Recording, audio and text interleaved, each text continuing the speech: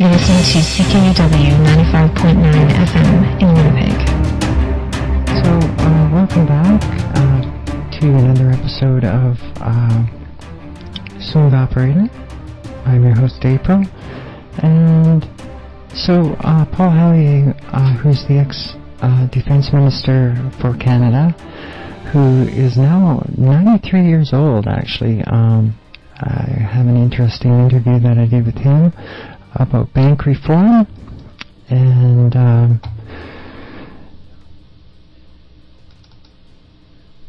so I'm just going to run it because it's a rather lengthy interview, but basically the bank system needs revamping, and Paul Hellyer really sets it out quite nicely and clearly. So let's give the first section a listen. I wanted to really thank you for agreeing to do this interview, and I must say it is an honor and a privilege to be speaking with you.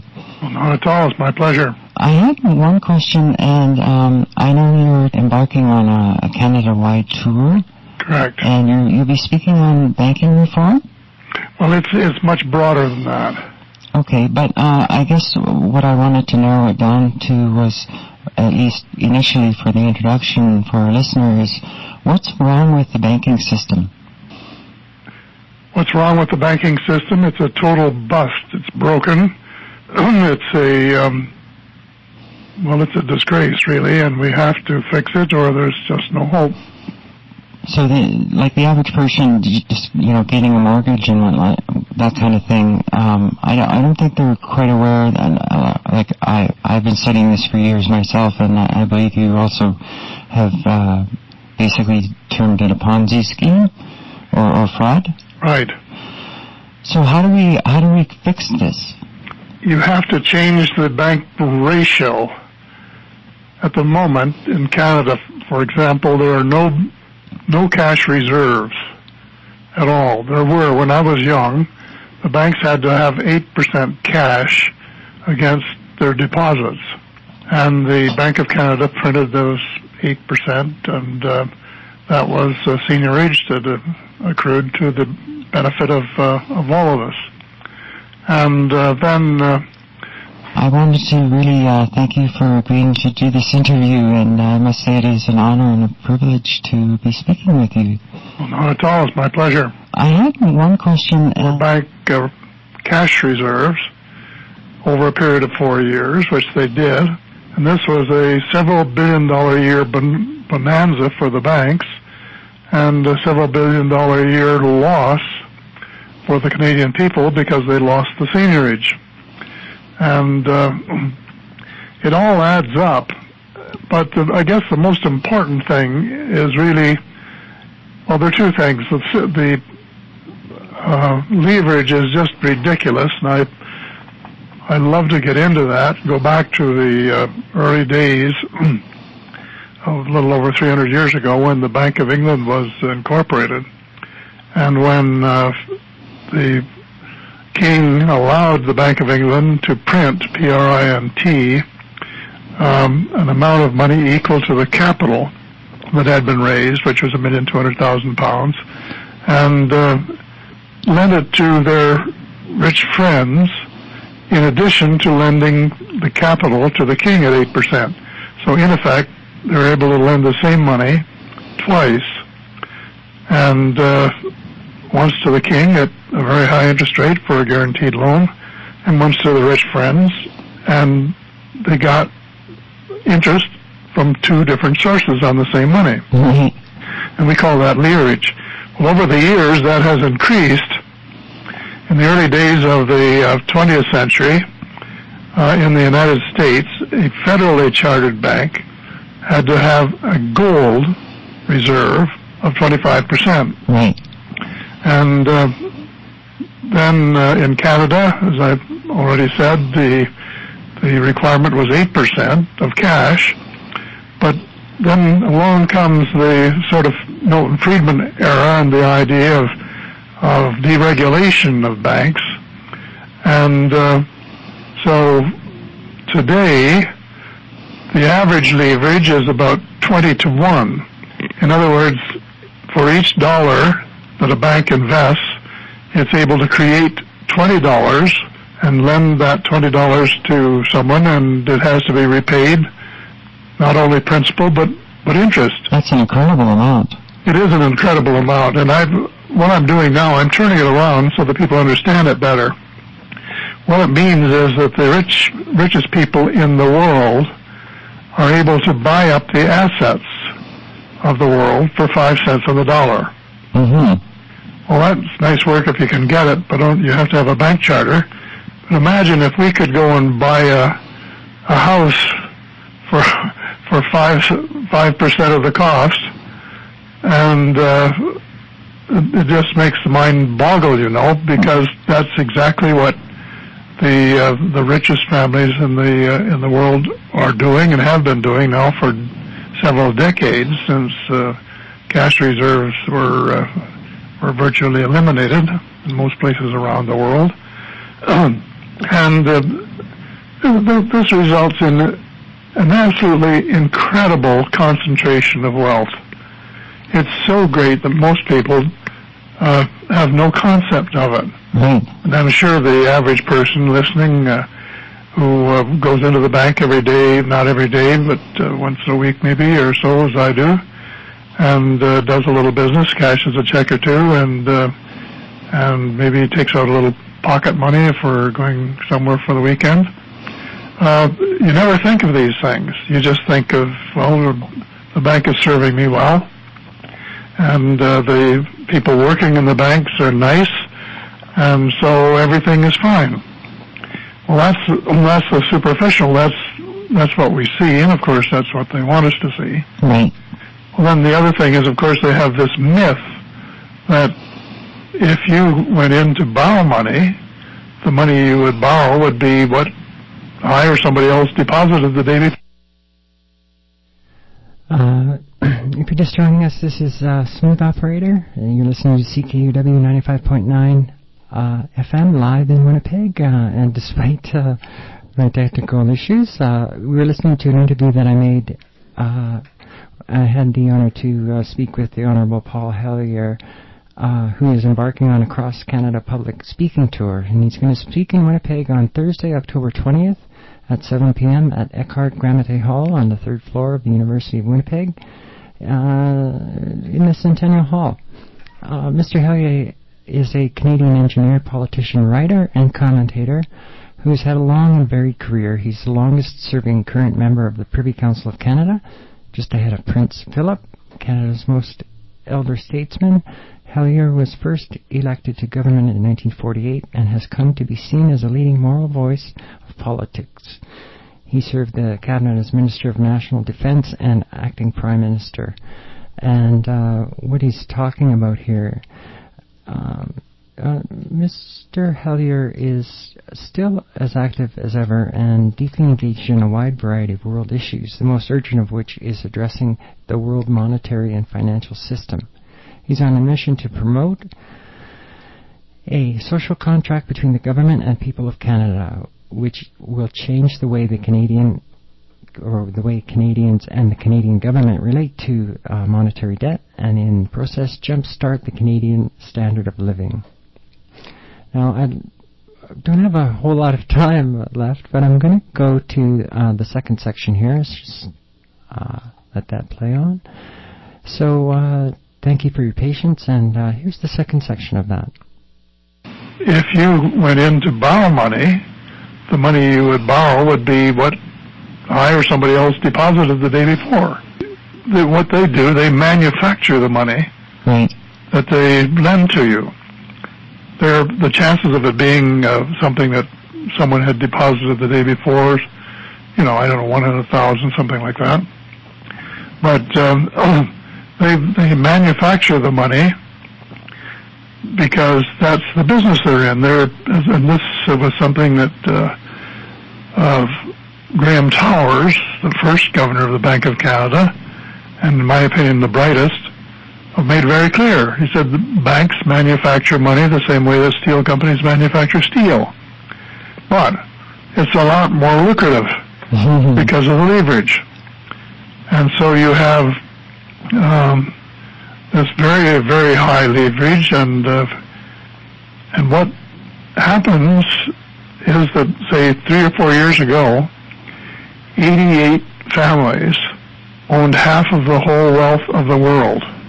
And a couple of years later, it was down to 80 families, and this year, it's 62. Wow. So imagine 62 families that you could put on one suburban street own 50% of all of the wealth in the whole world. And those are tangible assets. Those are tangible assets. Wow. And I can hardly get my mind around it, frankly. No kidding. Even to talk about it. Because when I'm giving my lectures, I say, well, you know, think of all the big cities of the world. Start, you know, Peking and Beijing and Tokyo and Vancouver, San Francisco, Los Angeles, and on across Winnipeg, of course, and Toronto and Montreal and New York and Philadelphia and Washington, and then jump the pond and start with London and Manchester and go on to Bonn and Paris and so on around the world, all the way around the world. And every second one of those is owned lock, stock, and barrel by those 62 families.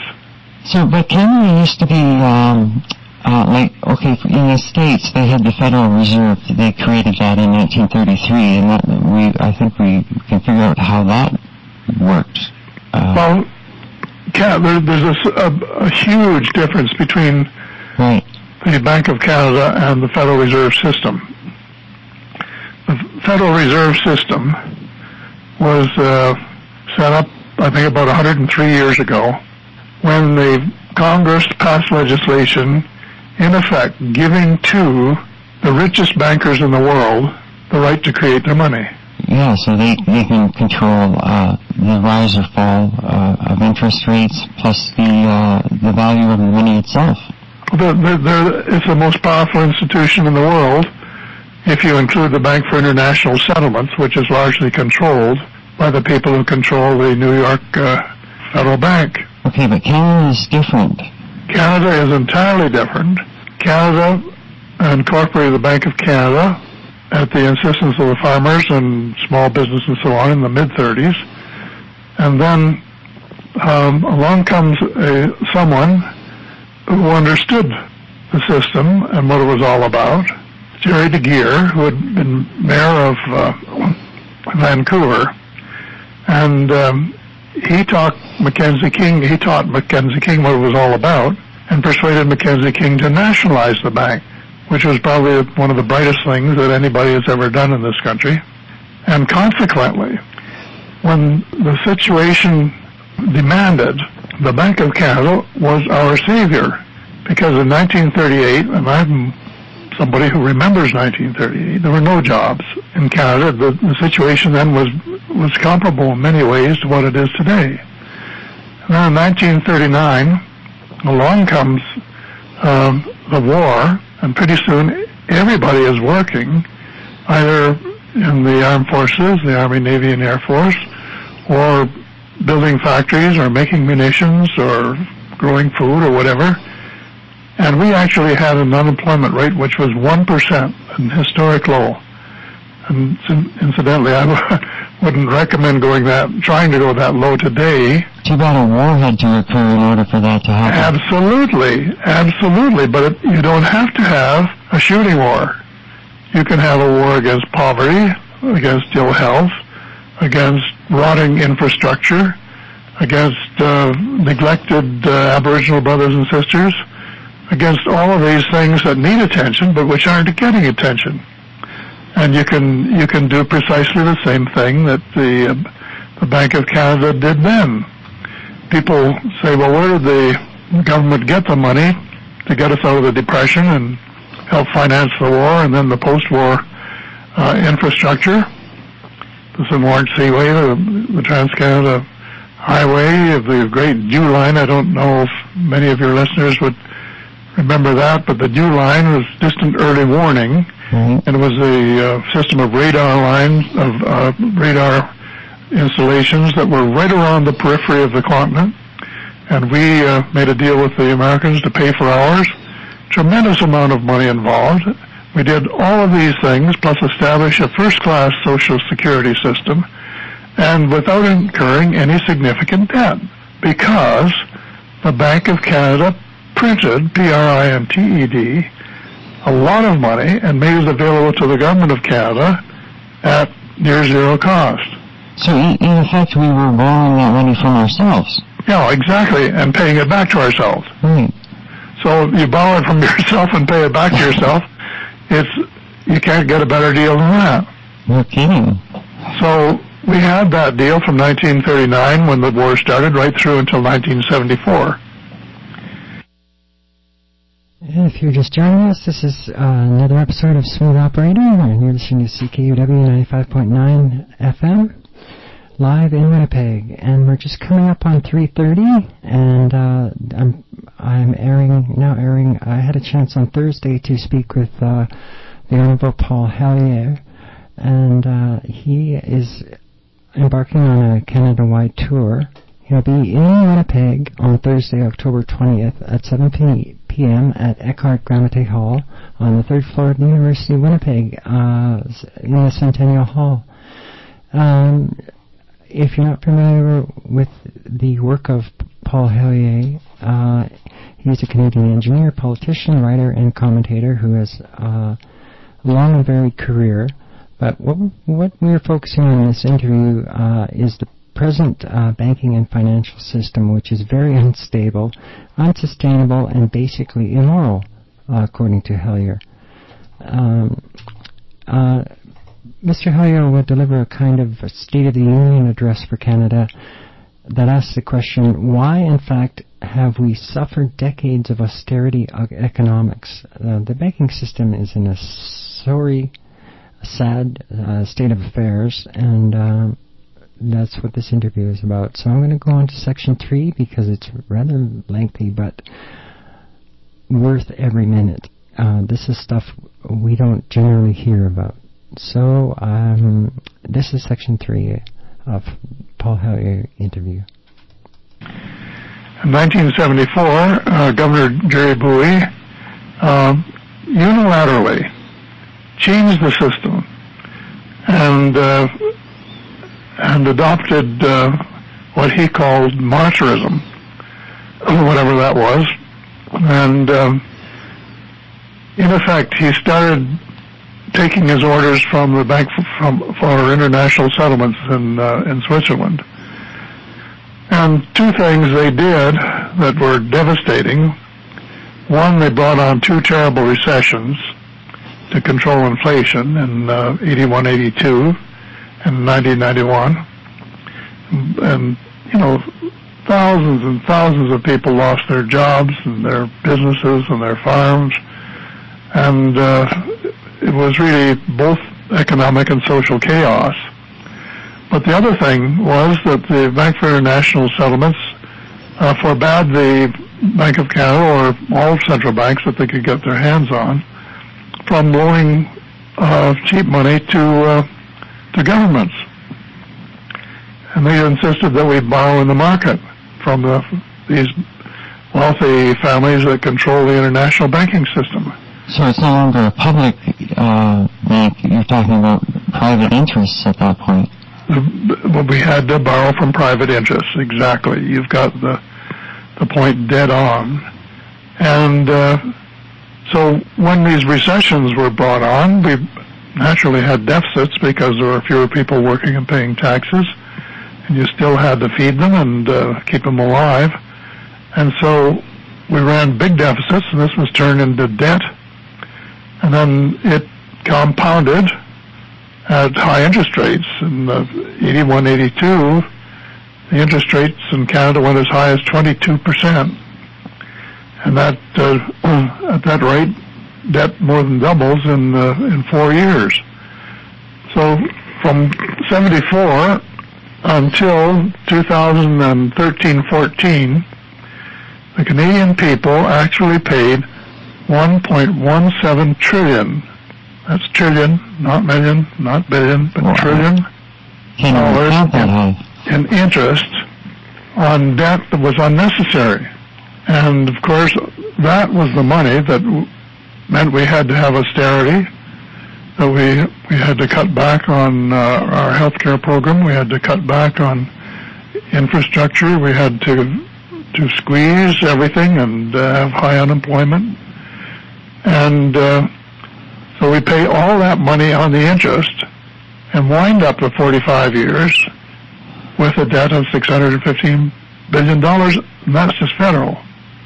If you add up the provincial and municipal government debt with at the same time, it would be probably just about double. So our problems were made because we went down the wrong road, because we were misled, really, by the people who were smart enough to run the world for their own benefit. And we're still on that slippery road, and our government has pledged to borrow enough money from the wealthy elite to allegedly stimulate the economy, but it's going to result in the federal debt going up to $700 billion at the end of 4 years. And there's no way to pay it off, because no one today, the private interests have a monopoly on money creation. They didn't have back in those earlier years, because actually money creation was shared between the government and the private banks. Right. But starting in 74 and around that time in other places, the private banks got a monopoly on creating money, which is all created as debt. They don't have any money to lend. It was all money they manufacture. It's really credit that they extended because they didn't have any money. But we use it, we call it money because it's bank deposits, and we say, well, if we haven't got any real money, we'll use bank deposits as money. And so we're stuck with this huge debt and the need for a tremendous amount of money. The governor of the Bank of Canada, I think, said we started out the year with a deficit of $50 billion as a result of the meltdown in the oil industry. So where do you get the $50 billion? Where to get the money that's necessary to replace the sewers and waterworks and bridges that have rotted in the last 45 years, and where do you get the money to build the new transportation systems that are needed? And the question is, you really today either have to borrow it and go deeper in debt, which you can never pay off, or tax it. And there are a lot of people who think the taxes are high enough already, and I would agree with them, especially for the poor. So the alternative is to get the Bank of Canada back in the money creation business.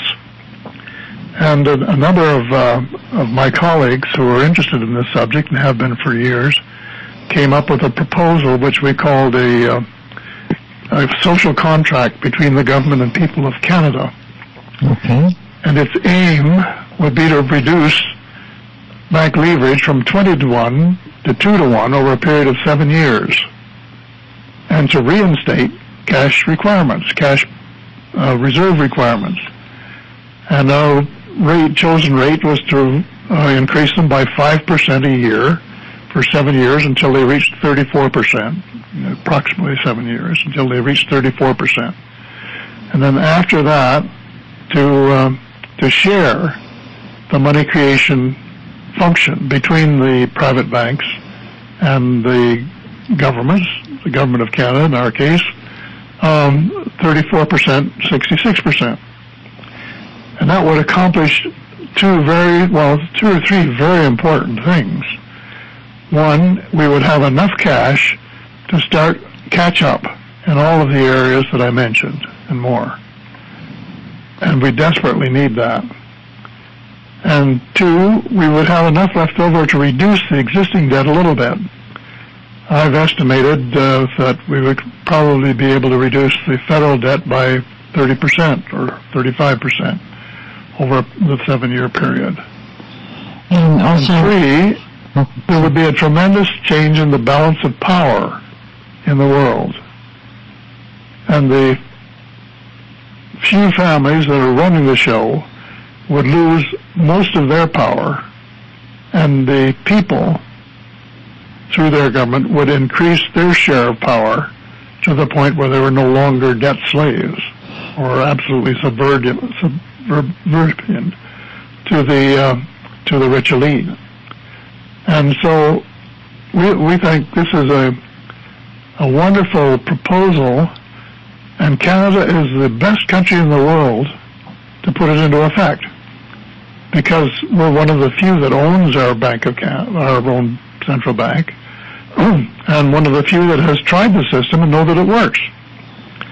And also in the Bank of Canada Act, following the coin affair that some people remember, but very few probably, the deal was that the Bank of Canada would have day-to-day independence, but that the final say would lie with the Minister of Finance, and he or she could direct the governor and the bank as to what policy should be, and all they had to do was to put it in writing and then print it in the Canada Gazette so that the people would know exactly who was pulling the shots.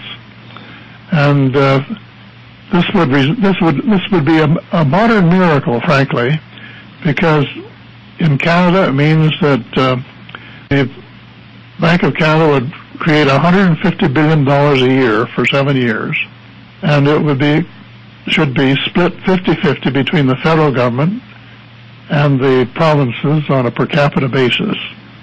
It would be enough for everybody to balance their budgets and to start moving forward. When I say everybody, that Alberta might still have a $2 billion deficit the first year, but on the other hand, with increased growth from the expenditure, it might be possible for them to balance their budget too.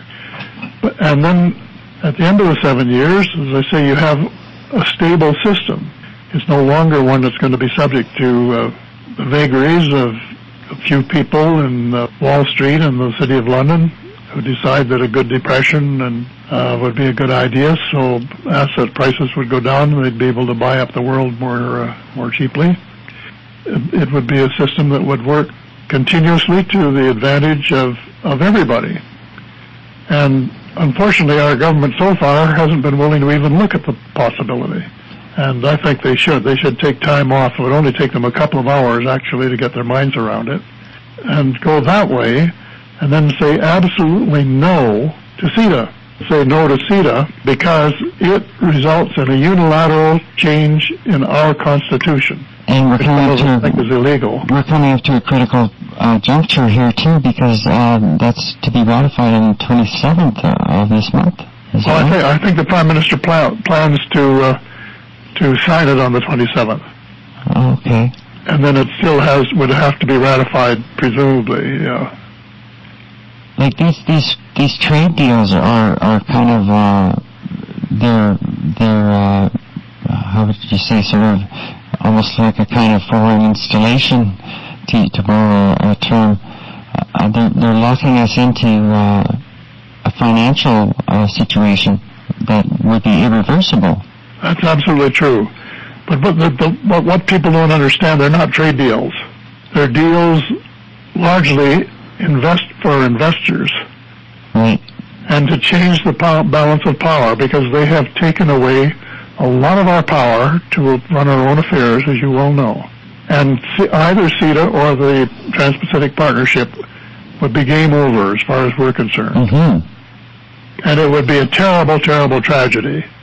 It would be the worst mistake that any government has ever made in my lifetime.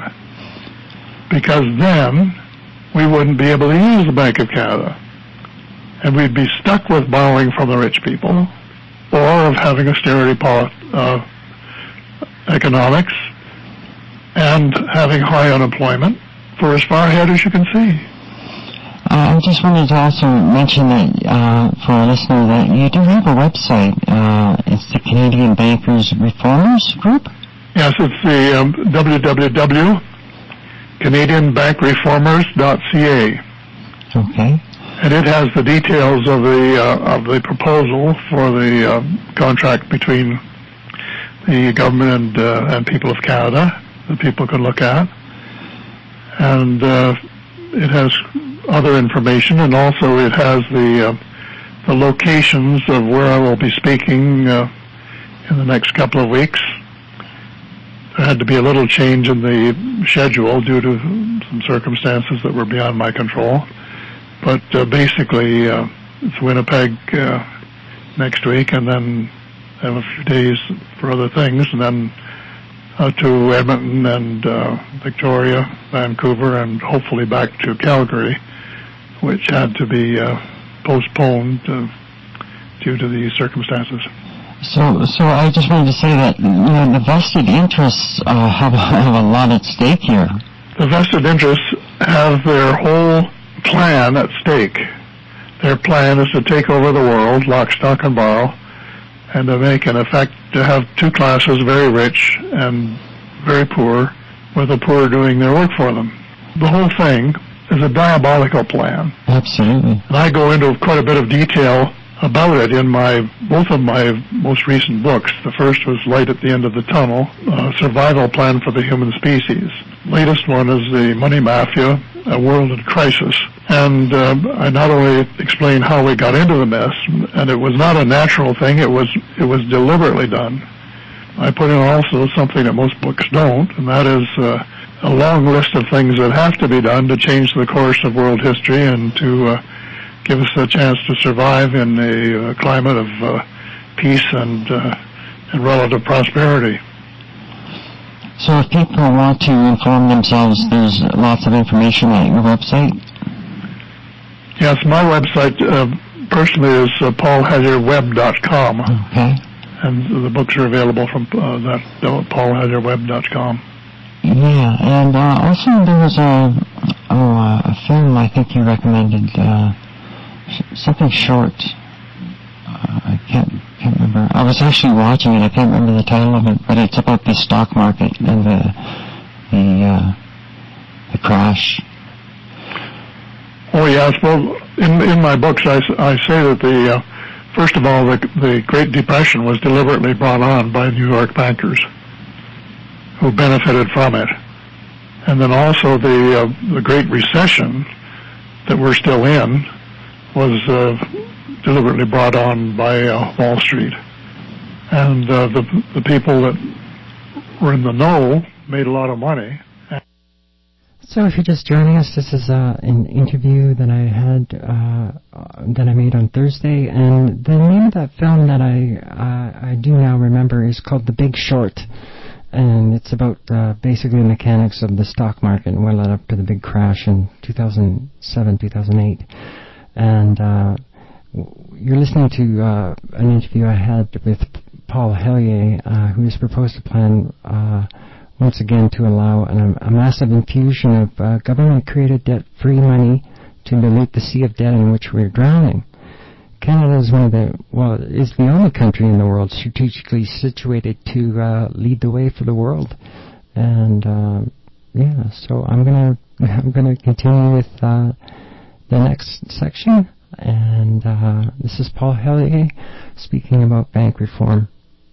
And I think it's fair to say that the people of the United States and Canada have absolutely no idea what those people are doing.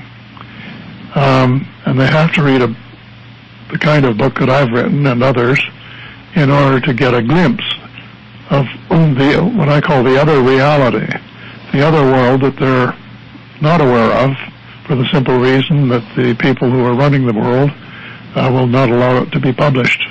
With all the compartmentalization and the need to know modus of operandi with the CIA and organizations like that, one way to find these things out is actually to seek out the information yourself. That's right, and to talk to whistleblowers and others. For example, people will be interested to learn, if they read my books, that for the last 60 years there hasn't been a president of the United States who's really been in charge, even though they're allegedly the commander-in-chief and they're the person with the finger on the nuclear button, that there are things being done by the troops under their control that they are not allowed to know about. And so you find that there are two Americas. One is a secret America a shadow government, which I refer to as the cabal, and other people also call it the cabal, and that they have been running the United States for a long, long time, and that even the Congress doesn't have a clue. Probably only one or two members of Congress has been briefed on what's going on to a certain extent, and then their job is really to keep Congress coming up with the required money without asking what it's going to be done with it. And apart from that, it's all hush-hush. And as you rightly pointed out, it's on a need-to-know basis, and if the people running the show think that the president doesn't need to know, they don't tell him. You know, it's incredible, really. I'd go back as far as Eisenhower when the what they call the black operations were moved to Nevada. They wouldn't tell him what was going on, and he threatened to send in the First Army from Colorado. And then they allowed 4 members of the CIA who were friends of his to go and take a look and confirm what was going on to his satisfaction. But as far as I know, there's never been a president visit that area since, or representatives going on his behalf to report exactly what is going on. So you have this shadow government which has been running the United States and, to a very large extent, Europe, and to a very large extent Canada, because they control the monetary system, and we sort of go along and say, yes, sir, yes, madam, and well, they're mostly men involved, so, and paying our interest and probably objecting, but just going on as if there's no alternative, when in fact there really is.